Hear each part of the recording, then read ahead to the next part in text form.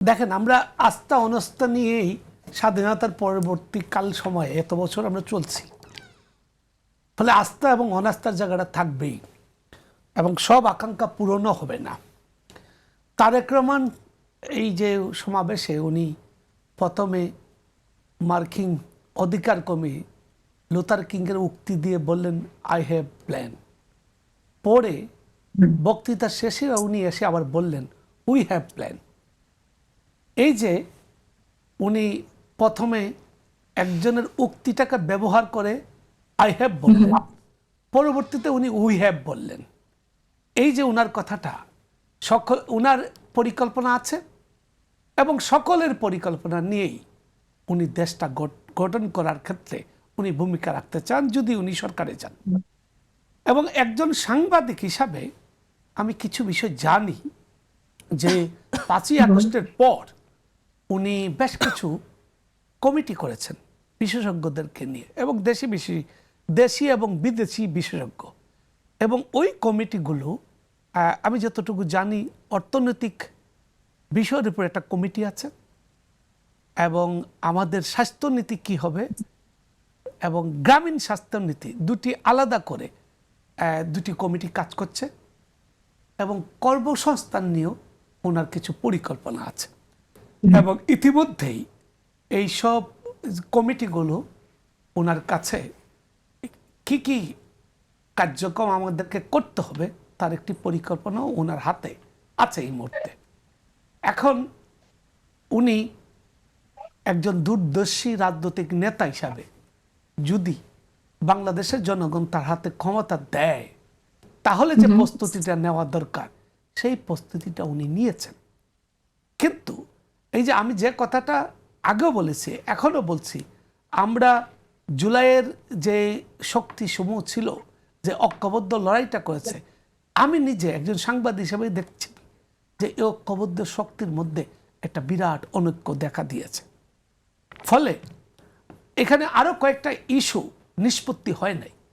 আপনি আওয়ামী লীগের আমাদের যারা গণহত্যা করেছে, অবশ্যই তাদের বিচার অবশ্যই করতে হবে এবং সুষ্ঠুভাবে করতে হবে এবং দ্রুত করতে হবে।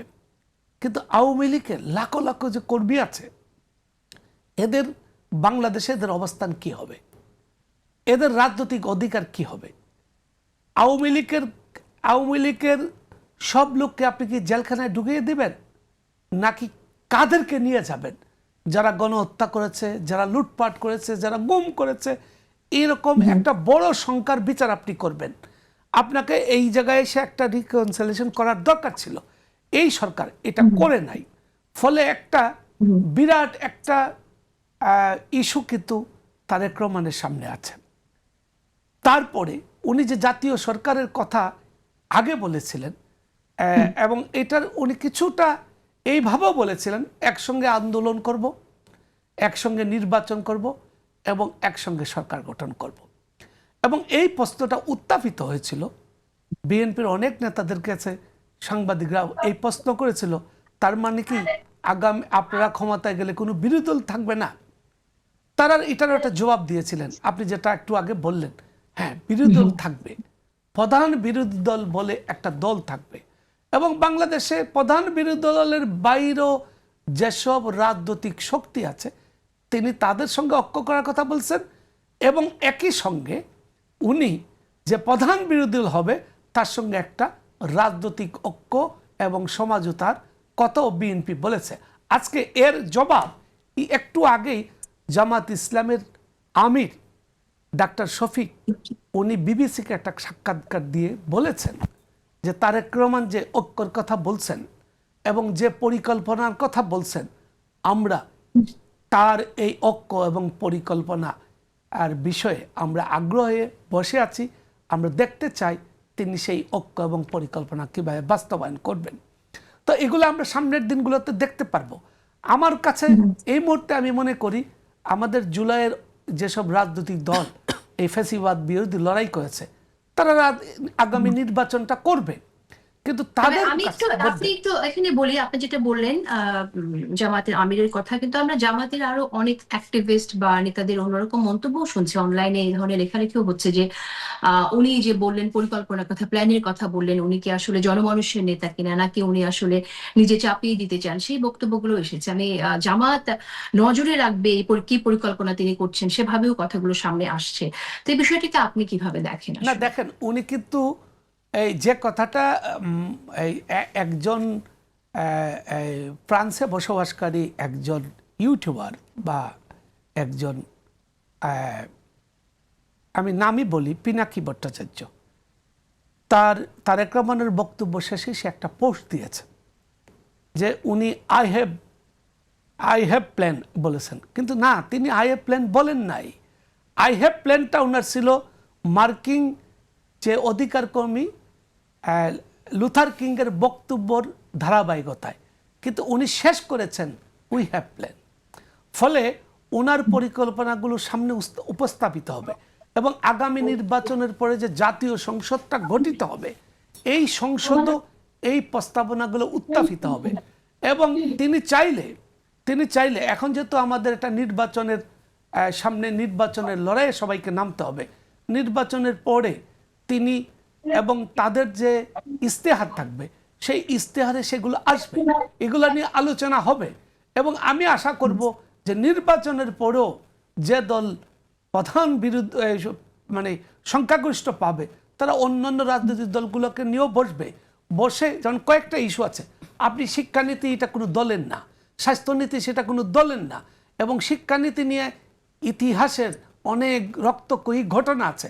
ফলে এই সব জাতীয় যেসব ইস্যু থাকবে, জাতীয় যেসব নীতি থাকবে, এগুলা ঐক্যবদ্ধভাবে এই নীতিগুলোর ফয়সালা করতে হবে। ফলে উনি যদি আগামীতে সরকারে যান এবং বিএনপি যদি একটা নীতি ঘোষণা করে ফেলে একতরফাভাবে, ফলে এইটা নিয়ে সংকট তৈরি হবে।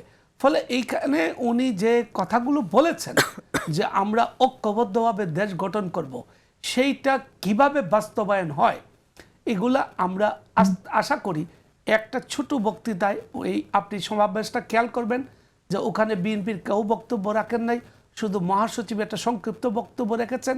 এবং তিনি একটা ওই যে কথাটা মাসুদ কামাল বললেন যে তার মতো আমি জীবনেই প্রথম শুনলাম যে একটা জনসভায় কোনো সমালোচনা নাই কারো। এবং উনি কিছুটা উনি সার্বিকভাবে অনেকগুলা বিষয় কিন্তু উনি এই বক্তব্যের মধ্যে উল্লেখ করেছেন। যেমন তিনি উল্লেখ করেছেন আপনি শান্তি, উনি বারবার শান্তির কথা বলছেন।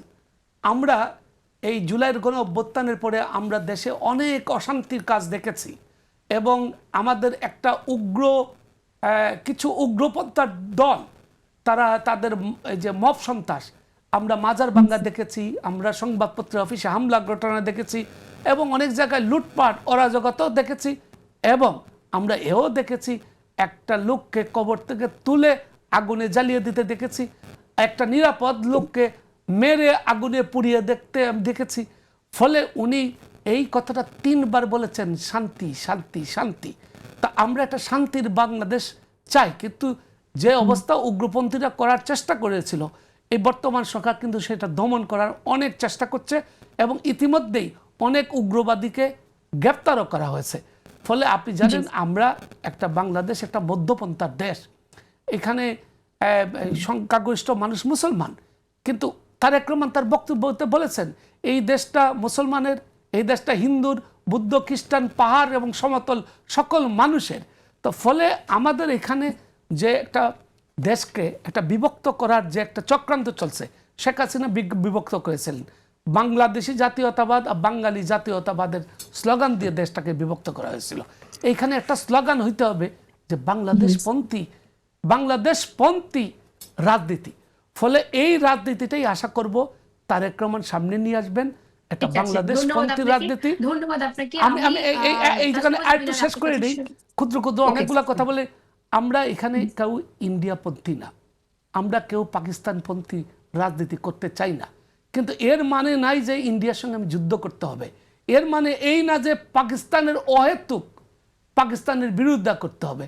হ্যাঁ, ফলে আমরা এখানে ইন্ডিয়াপন্থীও না, পাকিস্তানপন্থীও না, এবং পাকিস্তানের ভাবধারাও বিশ্বাসী না। বাংলাদেশ গড়ে উঠবে বাংলাদেশের সংস্কৃতি, কৃষ্টি এবং বাংলাদেশের জলবায়ু, আবহাওয়া, বাংলাদেশের জনসংখ্যা, বাংলাদেশের সমাজ ব্যবস্থার আলোকে। ফলে এখানে একটা বাংলাদেশপন্থী রাজনীতির প্রয়োজন আছে এবং আমি আশা করি তারেক রহমান সেই দিকেই অগ্রসর হবেন।